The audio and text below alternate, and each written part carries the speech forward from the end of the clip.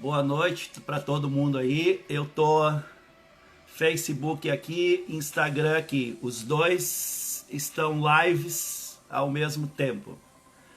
Buenas noches, veo personas profesionales de Argentina, Paraguay, Chile. Gracias por me escuchar.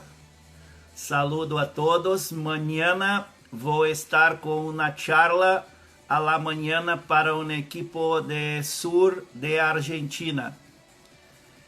Con mucho gusto estaré hablando para desarrollar a natação em sur de Argentina. Obrigado aí, pessoal. Como é que estão aí? Estão me vendo bem? Tudo certo? Ó, tem uma bandeirinha italiana aí. Professor Eduardo, como está?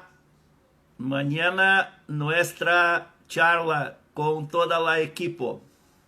Piedra Branca. Muito gusto a todos. Larissa, bem-vindo. Boa noite aí, professor Simino, obrigado. Como é que estão aí? Vocês estão gostando das lives? Quem que viu aí a live da Karen Riveiros e ontem do Matheus? Gostaram das lives? Manda um sim aí se vocês querem ver mais lives de nadadores aí. A Larissa pode responder aí. O João gostou, né, da live ontem, né? Eu vi que você comentou lá, obrigado. Que bom que voltou aí. Hoje eu quero continuar estas mini aulas. Fala, Valde. Essas mini aulas que eu tenho feito aí com vocês, deixa eu voltar aqui,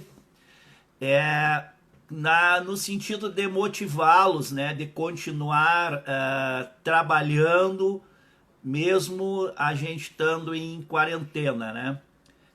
A Santa Catarina que está voltando, eu acredito que a maioria das equipes de natação estão voltando amanhã.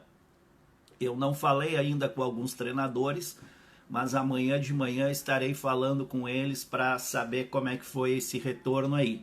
Tá todo mundo motivado aí para voltar. Então, muito obrigado pela essa audiência. A audiência tem aumentado cada vez mais e eu tenho visto que cada vez mais tem treinadores importantes olhando as lives, participando e alguns me mandando feedback. Então isso é muito importante para a gente, que começa a cada vez mais a aumentar a responsabilidade, no sentido que eu tenho que falar com vocês e entregar cada vez melhor, mais informações e agregar mais conhecimento a todo mundo e principalmente aos nadadores, né? Então a galera aí gostou ontem das lives e a gente quer trazer mais professores e treinadores aí de nível que vocês possam atingir. Então é muito importante que os nadadores aí tenham referenciais que possam atingir, né? Então foi muito legal essas lives aí que rolaram aí nesses 2 dias. Eu escolhi hoje um tema para falar que é um tema muito grande e muito complexo, que é sobre o futuro da natação e o treinamento a longo prazo. É um tema, digamos assim, que eu tenho que ir com cuidado, porque se realmente eu falar tudo o que eu penso, a coisa descamba, né? Quem me conhece sabe. Eu tenho algumas posições, todas baseadas em ciência. E é muito importante que vocês, treinadores da base, professores e até os pais que estão me ouvindo, tenham um entendimento do que é nadar e treinar a longo prazo, que é o que não temos no Brasil ainda, né?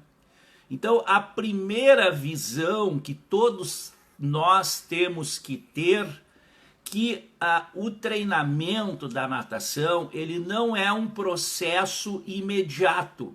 não é imediatismo, e sim é um processo ininterrupto.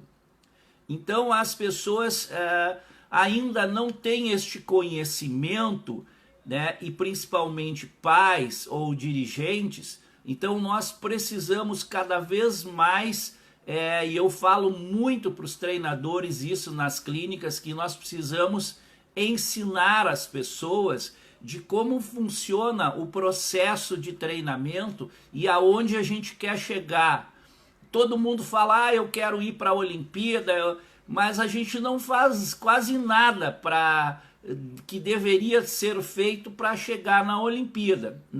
Basta ver que muita gente para de nadar aí no infantil, no juvenil, e os campeonatos brasileiros júnior têm 200 nadadores, quando deveria ter 600, 800, né, para a gente tirar um time olímpico aí de peso. Não que nós não tenhamos, mas nós estamos vivendo de exceções, né? Então nós precisamos ter seletivas olímpicas no futuro cada vez mais fortes, né? 10, 12, 14, 15 nadadores brigando por uma final, e desses 8, todos, quase todos com chance de ir à Olimpíada. E não é o que ocorre, a gente está longe disso ainda, né?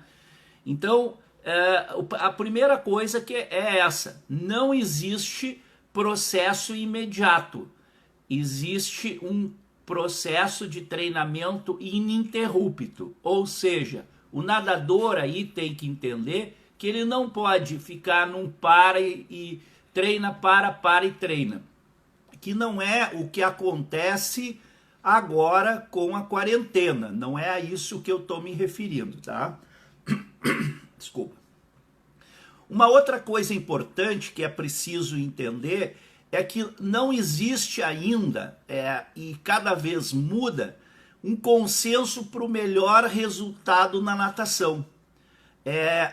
Por mais que se tente pesquisar e fazer correlações com medalhas de ouro na Olimpíada, com recordes mundiais ou com resultados mundiais, não existe esse consenso, porque apesar de nós termos um número significativo até de atletas que estão ganhando medalhas internacionais nas baixas idades, como por exemplo a Ruta Melutic ganhou, né, o 100 de peito com 15 anos na Olimpíada de Londres.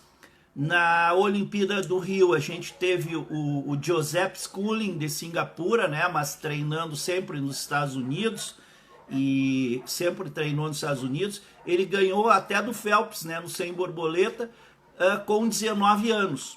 Porém, nós tivemos o Anthony Irving aos 37 anos ganhando do Manadu, do nosso brasileiro, e de outros craques como o australiano, o inglês e tal, aos 37 anos. Então a gente não tem uma regra, né? Agora a gente tem a menina de costas americana aí também, que está na faixa dos 20 anos e que simplesmente explodiu. Então eu vou explicar mais ou menos por que há essas diferenças, né? Todo mundo aí já deve ter escutado sobre a regra da maestria. O que é a regra da maestria? A regra da maestria, ela diz que é preciso 10.000 horas de treinamento, de aprendizagem para uma extrema habilidade. Então isso surgiu, foi popularizado por um autor canadense, chamado Malcolm Gladwell, num livro chamado Outliers, que ele diz que é necessário, né, 8 horas por dia durante 4 anos para a gente ficar bom em alguma coisa. Mas, na verdade, esse cara ele adaptou, porque o artigo original é de um professor da Universidade Estadual da Flórida chamado Dr. Anders Ericsson, que ele concluiu que para nós chegarmos ao nível de expert, de esperteza, não no sentido de vivacidade, mas de expert, né, em campos restritos do conhecimento, como a música, pilotos de caça, etc., algumas atividades específicas, precisava de 10.000 horas de prática. Então, isso foi restrito. Aí o cara lá, o canadense, ele adotou isso como uma regra geral e começou a aparecer este mote, este termo, nos livros de treinamento desportivo. E um dos caras que utiliza isso é aqui, o Tudor Bompa, tá? Então, se vocês querem aprender sobre treinamento, os treinadores estão sempre preocupados. O que tu faz de série, o que não sei o que lá. Eu gosto de dizer o seguinte, cara, a gente tem que estudar Mateev, Tudor Bompa, e depois um pouco lá da escola espanhola. Mas enquanto nós não soubermos na ponta da língua esses caras aqui, a gente não precisa se preocupar se o cara lá do lado da equipe lá fora está fazendo que tipo de série com o atleta dele. Porque a base, a ciência é uma só. E aí vai da gente conhecer como aplicar a ciência. Então, se você pegar os meus livros, por exemplo, aqui, ó, os meus livros são todos detonados, tá? Eu costumo detonar os livros e, inclusive, discordar e marcar as coisas importantes, para eu saber aonde é que eu tenho que me basear. Então, o Tudor Bompa, que é um cara top da ciência do treinamento desportivo, ele é canadense lá da Universidade de Toronto, ele disse que os nadadores têm que treinar 10.000 horas. Bom, a gente já ouviu, né, que o Phelps nadou durante 5 anos, 6 anos, ele não faltou um dia ao treinamento, tá? Então, se nós pegarmos, aí eu quero fazer essa conta aí com pais, com nadadores, se você pegar essa regra, se essa regra é verdadeira, né, da maestria, 10.000 horas, se você treinar 3 horas diárias por dia, você vai precisar 3.333 dias para chegar à excelência em natação. 3.333 dias são aproximadamente 10 anos. Então, eu vejo que a galera aí quer que o filho infantil seja o Michael Phelps. Que o nadador mirim que ganhou uma medalha, sei lá onde, vai virar Michael Phelps, vai virar César Cielo. Não vai, sorry, pronto, falei. Então, nós precisamos de um grande trabalho e de mudanças sérias no trabalho que vem sendo feito, para a gente poder ter Michael Phelps, Cielos, Thiago Pereiras e Etienes, etc., entendeu? Então, a primeira coisa que vocês têm que entender, e eu quero contextualizar bem aqui, é o seguinte. Eu tô vendo aqui, né? Você não treina 6 anos, você nada 6 anos. Então, não quer dizer que daqui a 4 anos você vai ser Michael Phelps. Não é isso, não. Presta atenção no que eu vou explicar. Vamos contextualizar alguns fatores importantes. O primeiro fator que todos os pais, treinadores e os atletas têm que entender é a diferença entre idade biológica e cronológica. Uma criança que tem 11 anos, ela tem 11 anos cronológicos. Não necessariamente ela tem 11 anos biológicos. Ela pode ter 12 anos biológicos ou 9, 10. E isso principalmente ocorre porque há diferenças entre maturidades. Então, a maturidade é diferente entre meninas e meninos. a maturidade das meninas ocorre entre 11 e 13 anos e quando ela acontece? Com a primeira menstruação, que é chamado menarca.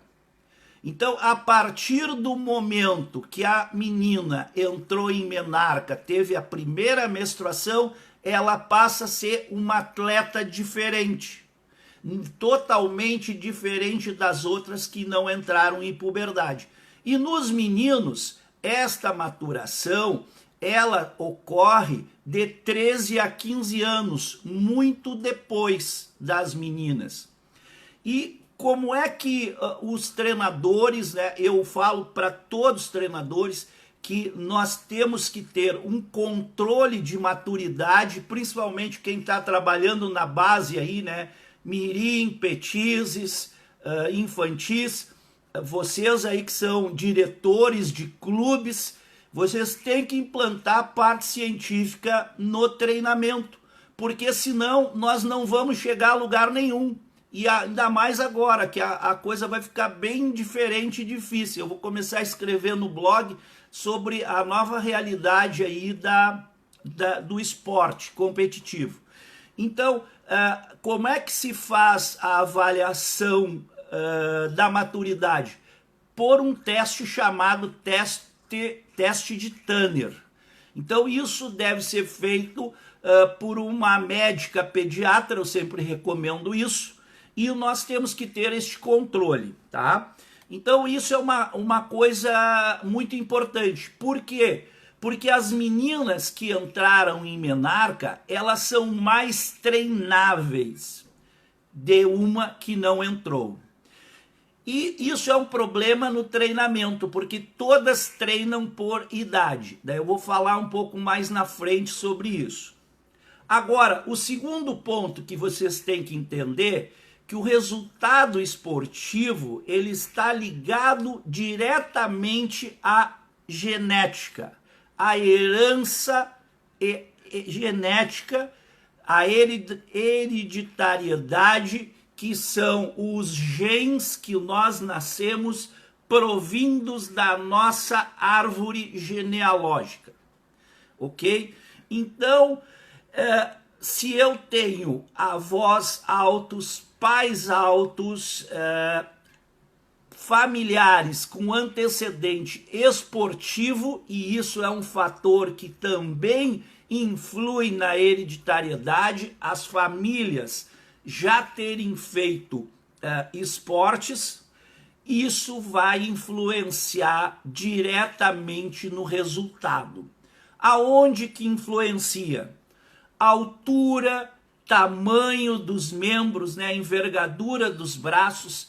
Aliás, é bom que vocês saibam que a altura do indivíduo, né, não é a melhor altura, não é medida pela altura total, e sim pelo comprimento das pernas. Então, são critérios que os professores também têm que utilizar num processo chamado talentos, tá? Avaliação, descoberta e manutenção de talentos. Os talentos são indivíduos fora da curva e devem ser tratados como tal. Então é muito difícil, na realidade que nós temos, falar sobre isso, porque não há ainda essa aceitação científica. A Dus está me dizendo que o Dayaceto tem 1,74. Eu conheço ele, ele ganhou os mundiais agora, vou fazer esse à parte aqui. Sim, o Japão, realmente, a estatura dos japoneses são bem pequenas. Eu tenho foto com o Kitajima, ele está aqui, ó, né? E eu não sou alto, eu só tenho 1,78. Só que por que os japoneses estão na ponta do medley e do peito e algumas outras provas? Não estão na ponta de velocidade, etc. Porque eles são menores. E aí eles compensam com técnica. E por isso eu venho batendo na tecla da técnica. Mas nós vamos chegar lá. Então eu acho que eu te respondi aí, Dulce, tá? Então o resultado está diretamente ligado com a genética, a herança genética. Então, o crescimento quando os atletas vão lá na Clínica Gold, eu falo muito sobre isso para eles entenderem como é que funciona o mecanismo de crescimento das crianças e o que eles têm que fazer para crescerem mais, né? Então, nós não podemos esquecer também dessa questão do talento individual. O que é o talento? O talento é a capacidade de quê? Principalmente de realizar técnica. Então isso é o que eu mais contemplo, isso é que eu estou sempre falando. E até por isso eu estou fazendo essas mini aulas, né, para o curso que eu entreguei para vocês aí, as 2 primeiras aulas. Na terça-feira vem a aula 3 e 4, as finais, e tenho feito as lives de estilo, para explicar da importância disso, né? Então, são muito raras as equipes que têm esta diferenciação de talentos e diferenciação de idade cronológica e biológica. Para minha surpresa, eu falei com um treinador de nível nacional e internacional no Chico Piscina no ano passado, e ele me disse que estava introduzindo agora no clube dele essa questão de separar por idades biológicas. Eu até fiquei surpreso e muito feliz. E também agora esses dias tivemos uma live aí com treinadores estrangeiros e alguns treinadores do Brasil, e um treinador também mencionou que estava em processo de mudança o seu clube. Então eu fico muito contente porque ao menos eu já sei 2 clubes importantes que deram este passo, este grande avanço, né? Uma outra questão que não prestamos atenção e raramente se presta atenção é quanto às capacidades motoras, né, na formação dos atletas. Então isso é pouco desenvolvido. Tem um clube que tem um trabalho já há uns 10 anos bastante conhecido, que começou a explorar essa questão das capacidades motoras, porque as crianças estão saindo da escolinha completamente descoordenados, sem qualquer tipo de força ou destrezas. Então isso é muito importante para a aquisição da técnica. Então começaram a fazer trabalho sobre isso, né? Então essas capacidades motoras são correlacionadas com a performance, e isso pode identificar talentos. Então esta parte é super importante, porque se nós não tivermos isso, não vamos chegar a resultado. E aonde que entram os professores nessa questão? Se nós sabemos que não há pouca destreza, porque as crianças ficam o tempo inteiro presos em apartamentos, não é como era a minha época, que corria na rua o dia inteiro, jogava futebol de pé descalço, a gente chutava as pedras, arrancava a tampa do dedo, né, do dedão, passava um pano qualquer e seguia jogando bola. Subia na árvore, subia muro, pulava muro. Hoje não. Hoje nós somos prisioneiros, né, da sociedade, que nós não podemos viver livre aí, por causa de violência e uma série de coisas. E falta de espaço e segurança. Então, os professores nas escolinhas têm que trabalhar certas habilidades motoras para entregar depois para um clube uma criança menos mal preparada ou melhor preparada, como vocês queiram. Porque senão daí chega no clube, às vezes o clube não presta atenção e o que vai acontecer? Vai continuar nadando e sem desenvolver essas habilidades, e aí a carreira é interrompida rapidamente, né? Então, outra coisa que vocês têm que entender também, que envolve a preparação dos nadadores, a preparação da natação, é a natação longo prazo. Este termo é um termo que vem do inglês Long Term Program, LTP. Então, o Long Term Program é um tipo de trabalho de natação, de esporte, né, que virou filosofia em vários países. Canadá, Austrália, Inglaterra, a Rússia tem o sistema deles, a Alemanha também. Então, este programa já é um consenso internacional que é o melhor a ser desenvolvido. E ele contempla desde a escolinha até o pós-carreira, o encerramento da carreira do nadador. Porque os senhores têm que entender que mesmo que você pare de nadar no júnior para fazer vestibular e não sei o que chama lá, aqueles testes para entrar na faculdade, é que eu acho um erro, em alguns casos, né? A natação, ela continua para o resto da vida.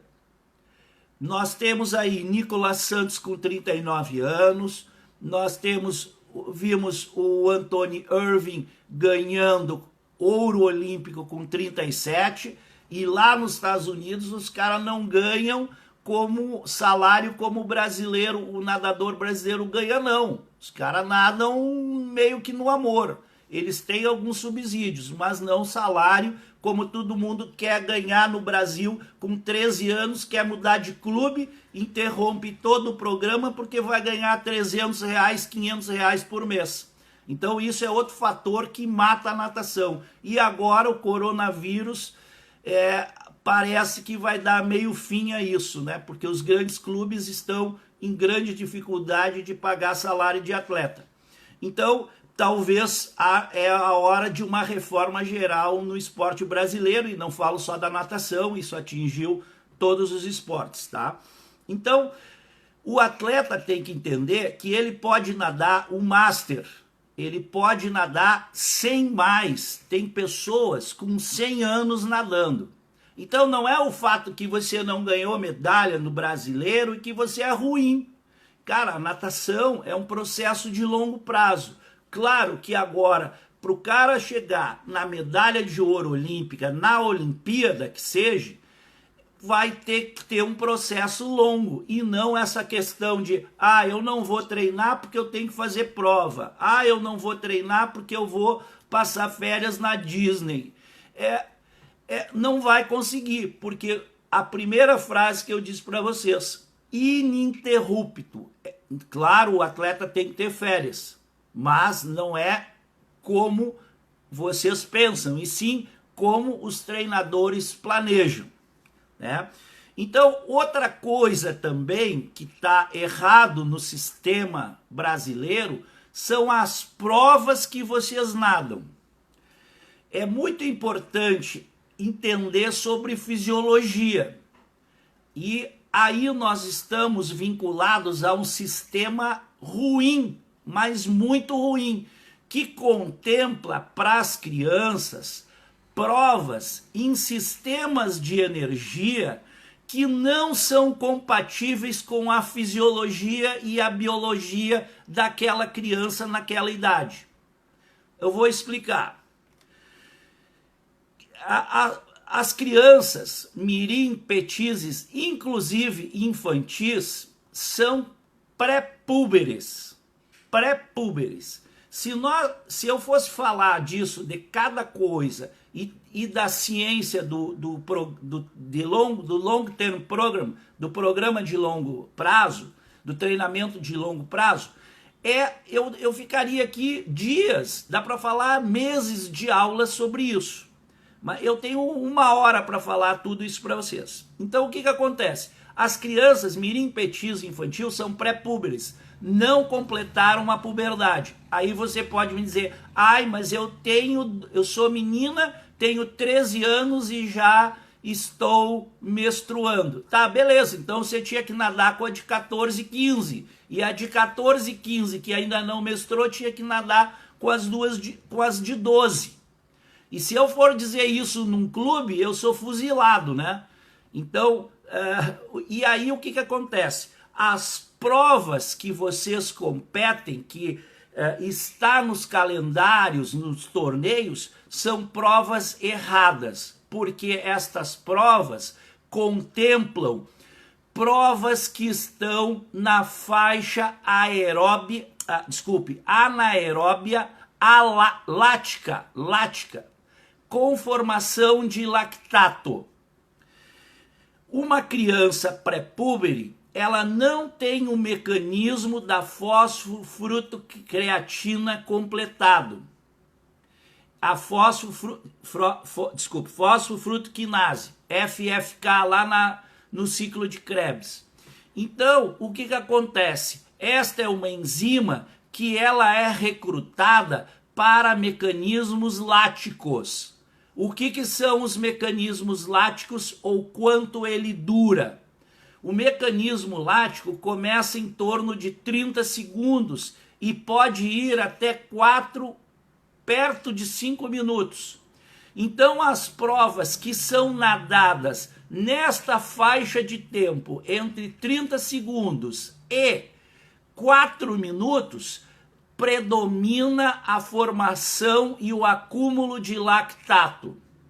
E aí, para eu precisar que este motor desarrole, né, professor Nesta, graças, vai precisar desta enzima. E aí o que acontece lá no treinamento? Os treinadores, os pais forçam, querem porque querem o seu filho campeão.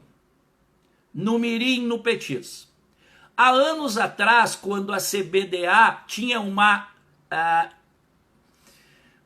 eu nem vou dizer a palavra que eu penso, tinha uma cartinha que mandava assim: parabéns, você está entre os 10, 20 melhores mirins do Brasil e você está convocado para a Olimpíada do Rio 2016.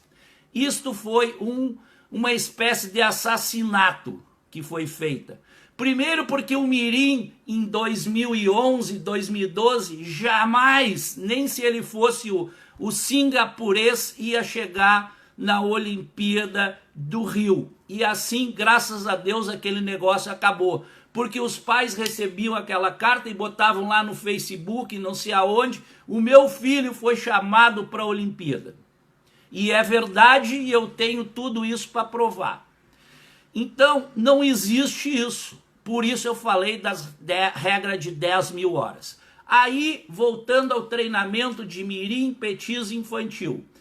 A gurizada tomou porrada no treino porque foi nadar 50 e 100 porque era bonito. E por quê? Porque as competições só valorizam, só apresentam essas provas. E aí o treinador entra com treinamento daquele mecanismo anaeróbio sem ter base aeróbia. E aí, o que acontece? Com 13, 14, com juvenil, parou de nadar, ou se continua nadando, não está mais dando nenhum resultado. Como juvenil, como júnior 1, como júnior 2, não está dando os resultados do infantil. E as pessoas não sabem por quê, mas veio de todo esse processo, que é um processo de gestão das provas erradas, do treinamento das provas erradas e do desconhecimento das pessoas em aplicações corretas do treinamento, da ciência do treinamento. Desculpe, falo mesmo. Então nós precisamos melhorar isso. Então o que acontece? Pai pega e acha que mirim e petis vai ser o melhor do mundo porque ganhou um campeonato lá não sei qual. Gente, não é esse o caminho. Então, os mirins, os petis e os infantis, nas idades pré-púberes, antes da puberdade, e aí, vou te explicar de novo, as meninas, até antes da menstruação. E eu diria que tem que ser 6 meses depois da primeira menarca, quando a menstruação está regularmente estabelecida. Aí sim ela tem que mudar de nível de treinamento. 6 meses depois da primeira. Não pode ficar treinando com... Se uma petis entrou em menstruação, não pode ficar treinando com petis pequenininho, porque vai ter essas diferenças. Nós não estamos trabalhando na sua individualidade biológica e no seu melhor potencial. Tá? Então, embora as crianças pré-púberes, né? E aí pré-púberes é garotada até 14, 15 anos. E 15 anos já é juvenil, né? Então nós temos que abrir o olho com um juvenil, com masculino também, tá? Por isso que nós não estamos terminando mais natação internacional. Porque essas crianças, embora elas sejam pré-púberes e acumulam lactato, né? Porque o treinamento acumula lactato, elas acumulam menos. Eu sou especialista em lactato.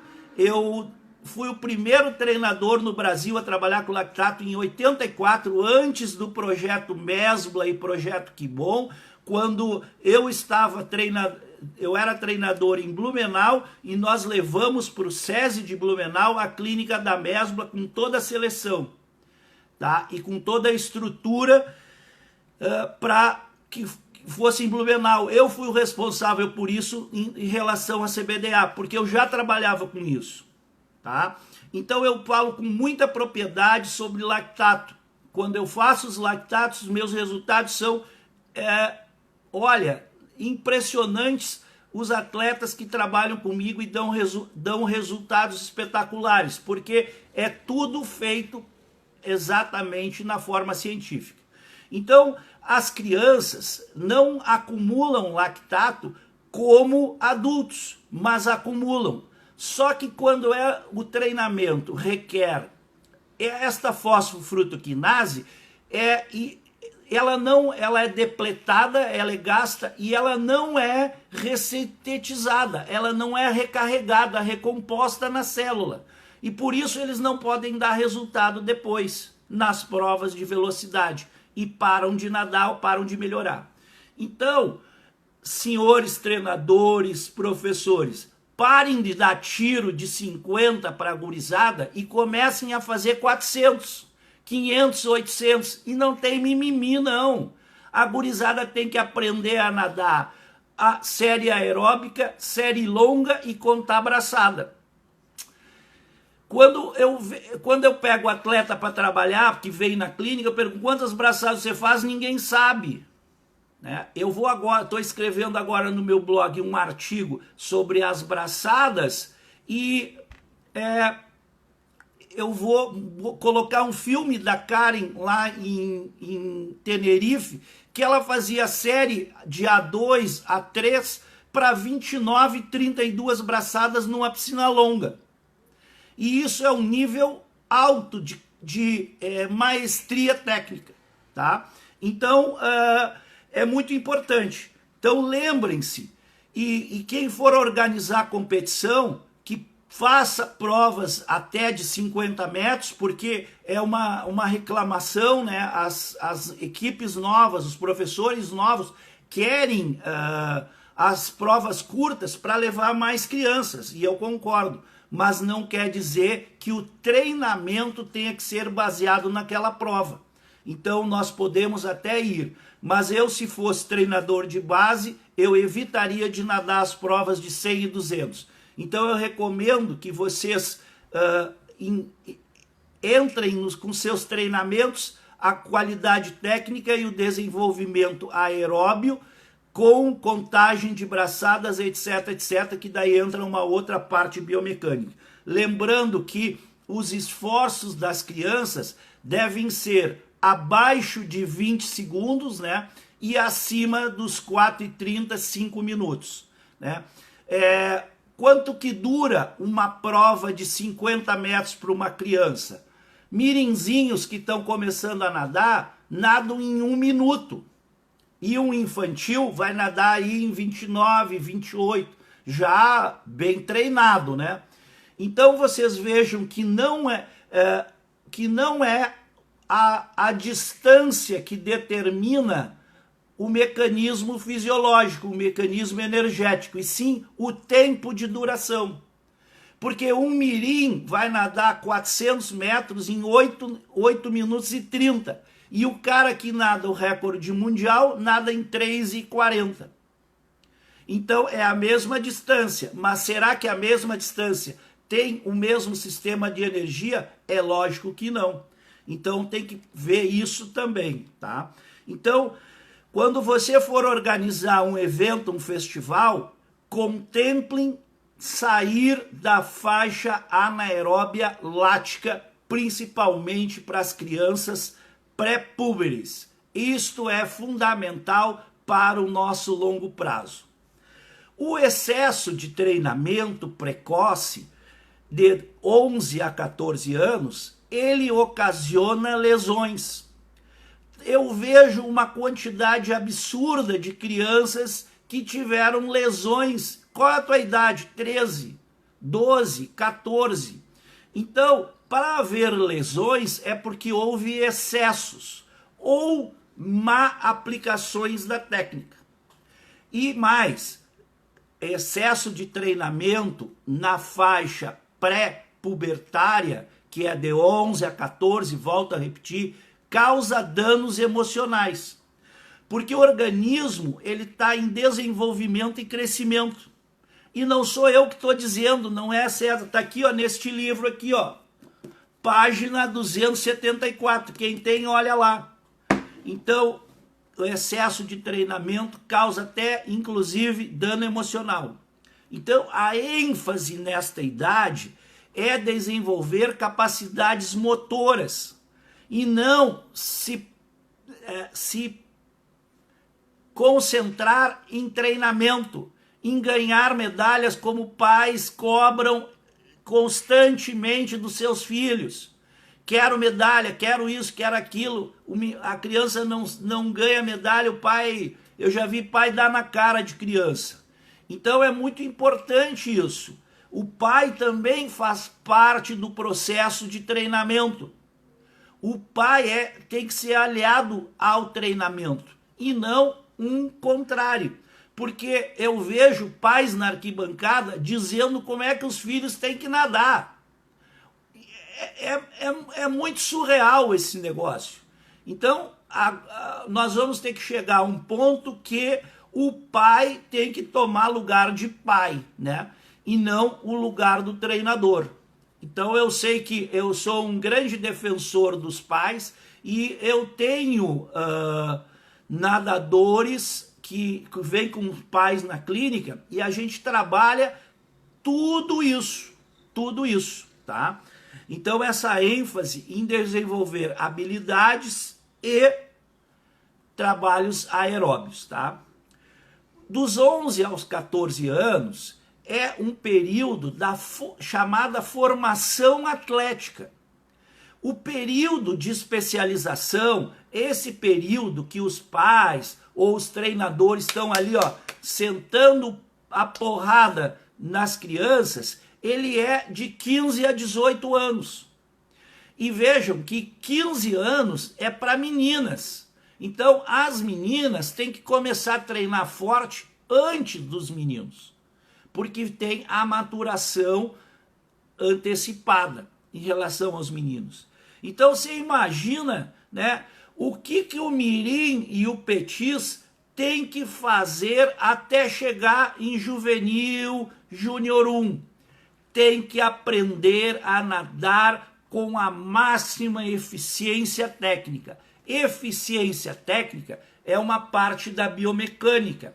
E eu vou estar preparando para vocês uma aula sobre alguns fatores biomecânicos importantes que têm que ser aplicados e ensinados para as crianças, lá da escolinha também, né? Então, mirins aí, petizes, quando vocês voltarem, vocês têm que se concentrar em saber quantas braçadas vocês fazem nos seus treinos. E cada vez mais trabalhar para diminuir este número de braçadas e não ficarem nadando que nem ventilador ou uma patrola patinando e não saindo do lugar. Um nadador infantil, juvenil, não pode nadar provas de 400 livre, nadando 48, 49, 50 e poucas braçadas. Não pode, gente. Vocês têm que diminuir esse número de braçadas, mas isso tem que ser trabalhado, ensinado, tá? Então vamos revisar aqui tudo o que a gente falou, porque o assunto é muito longo. O resultado vem, sim, da herança genética, do somatório do talento e da preparação, que é isso que nós estamos falando, da preparação e do treinamento da parte fisiológica. Só que esta preparação, ela tem vários ramos, né? Então a preparação envolve a técnica, que eu venho falando disso, a parte física, a parte tática e a parte psicológica. E muitas vezes o atleta é massacrado durante o treinamento, ele não consegue cumprir aquele treinamento que o treinador deu e os outros colegas deles fazem e ele não faz. E a criança se sente inferiorizada e para de nadar. E por quê? Porque na verdade aquele nadador ele tem menos condições físicas de fazer os mais fortes ou mais técnicos fazem. E aí é aí que nós temos que entrar nessa equação. Nadadores maiores, melhores, tem que treinar mais fracos, mais iniciantes, com mais deficiência técnica, tem que treinar menos. Então esta equalização. E muitas vezes a gente tem aí 40 nadadores na equipe infantil e todos fazem o mesmo treino. Então, essa diferença da maturação já tem que começar a ser controlada no petis. Então, os pais vão ter que ter a santa paciência de entenderem da fisiologia do seu filho e aceitar que o seu filho ou passe a nadar mais ou passe a nadar menos de acordo com a biologia. E isso não é César, não é Pedro, Paulo, João, Maria, pode ser o treinador do Phelps. Isto é ciência, isto é respeitar a individualidade biológica, tá? Então, nós estamos numa convencionalidade. Isso foi uma convenção criada, mas nós já tínhamos que ter evoluído há muito tempo, porque estes conceitos já têm desde os anos 80. Então nós estamos ainda no 2000, indo para 2030, já preparando as seleções brasileiras olímpicas. Estão aí, ó. São vocês que estão me olhando, estão nas mãos de vocês. A seleção olímpica de 2032, de 2036, ainda está nadando nos anos 70. Então, nós estamos aí 50, 60 anos de atraso. E agora, ó, tá na hora de ligar o on, né? Sair dessa mesmice e dessa convencionalidade. Porque não dá mais, a gente tem que evoluir, né? Esse ponto eu venho falando há muito tempo, mas os meus haters não gostam. Fazer o quê? Mas eu estou falando de ciência, e quem fizer vai estar na frente, né? Eu vejo também inequação de horários de treinamento, né? Treinamentos que não contemplam a falta de o descanso suficiente para o atleta se recuperar. Então é carga em cima de novas cargas. Então isso também é um fator que tem que ser cuidado, e ele é uma das razões, e está em vários artigos científicos sobre abandono precoce no voleibol, no basquete, no atletismo, na natação. Abandono precoce, porque as cargas de treinamento ou não tem descanso suficiente para haver a regeneração celular dessas crianças em fase de crescimento, né? E principalmente alimentação e repouso. Então, isso também é outro fator fundamental. Agora eu quero falar para vocês da parte, um pouco mais da parte técnica, da fundamentação da parte técnica. E não é a parte técnica, a técnica da natação em si, é sobre a treinabilidade técnica. Então, esta treinabilidade técnica, ela está nos meninos dos 6 aos 13 anos e nas meninas dos 6 aos 12, ou seja, na parte da infância e na parte pré-púbere. E aí, o que nós estamos fazendo na parte da infância, nas escolinhas? Fun, brinquedo, brincar. Está todo mundo brincando com as crianças na piscina e quando teriam que ensinar as crianças a nadar. E isso não é eu que estou dizendo, eu aponto os autores. É Grosser e Neymar, ok? Tá lá nos artigos científicos, vamos ler mais. Então, gente, na escolinha, na formação da criança no ensino, estamos negligenciando porque só estamos brincando. Há uma legião, há uma reza, né, de que nós temos que brincar, brincar e brincar nas aulas de natação. E aí nós estamos matando a natação futura do Brasil. Então nós precisamos interromper isso, né, por causa da treinabilidade técnica, que é a partir dos 6 anos. A criança... Quem começa na ginástica?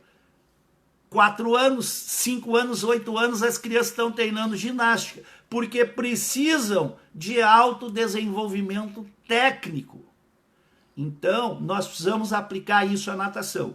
Então, essa treinabilidade técnica, ela vai até quando? 12 nas meninas, 13 nos meninos. E isso é pré-púbere. Então, nesta idade, tem maturação, é onde ocorre a maturação, do sistema nervoso da criança. Então, quando ocorre a maturação do sistema nervoso, não há a maturação do corporal. E aí o que tem? Existe um equilíbrio corporal entre peso e tamanho, altura, etc. Então, as proporções da criança, elas são suportáveis para o seu corpo. Então, do ponto de vista biomecânico, esta idade que está somente amadurecendo o sistema nervoso, e eu vou repetir, em base é de 6 a 12, 13 anos, nós temos um equilíbrio. E aí a resistência desta criança e a potência desta criança faz com que seja a melhor idade para o desenvolvimento técnico. E aí depois, quando a gente tem um juvenil na mão, com 14, 15, 16, não se consegue mais desenvolver a habilidade técnica. Ou seja, voltar atrás. Porque vocês têm que entender também que a técnica ela evolui sempre. Assim como o treinamento é ininterrupto, a técnica evolui sempre. Não é a mesma técnica que aprendeu lá. O Phelps mudou, a cada Olimpíada ele tem uma técnica de nado, ele melhorou a técnica dele. Então, quem que diz isso? Kurt Wilke e Madsen, que são os papas da natação da Alemanha. Eles dizem que meninos de 15 a 19 e meninas de 13 a 17 já não conseguem aprender de coordenações técnicas, principalmente se não foram aprendidas lá atrás, antes da maturação. Então, são dados importantes e que explicam por que não damos resultado, tá? E as técnicas, eu sempre digo o seguinte, quantas braçadas você faz. Aprendam isso. Ensinem as crianças a não a nadar contando as braçadas e tentando chegar no outro lado da piscina com menos braçadas e não com menos tempo. Isso é muito importante. Eu vou botar depois no meu blog um artigo sobre isso. Você imagina uma nadadora nadando para 29 braçadas na longa. Você não vê isso. São raros os casos. Claro, não era intensidade, era de faixa aeróbia, manutenção e desenvolvimento da faixa, na faixa aeróbia, tá? Mas 29, braçadas 30, isso significa que eu estava fazendo meu atleta nadar em economia de energia, tá? Então, quando a gente vê as crianças aí, ó, lá na competição, eu costumo ir nos campeonatos e às vezes eu olho uma prova assim e conto o número de braçadas, para eu ter uma média, né? Então a gente vê aí nadador juvenil nadando para 49 braçadas em 50 metros, ou seja, é 1 metro. Mas se ele fizesse só uma golfinhada de 5 metros, ele tem 45 metros para percorrer. E nos 45, e sem contar com a distância da virada, né? Porque a distância de aproximação da virada tira aí 1 metro, 1,5 metros. Então, em 43 a 42 metros, o nadador fez 49 braçadas, e que é um índice de 0,80, 0,83. Então, é muito fraco mesmo. Então, a gente tem que cuidar isso. Então, em resumo, né, porque isso, como eu falei, é muito longo o assunto, a gente pode falar aí meses sobre isso. Qual é o que eu quero dar de contribuição para vocês? É que os pais entendam que nós precisamos de um longo prazo para conseguir chegar num resultado de alto nível, que é ininterrupto isso, e que a missão de vocês, professores, treinadores, é aumentar essas capacidades coordenativas do nadador. O nadador tem que entender que ele precisa de refinamento técnico, certo? O nadador precisa entender, pessoal, vai cair e eu vou voltar, tá? Vamos lá, 10 segundos para cair, tá? Então já vão saindo aí, voltem aí para a gente terminar, que foi muito bom o assunto. Obrigado. Já voltando aí.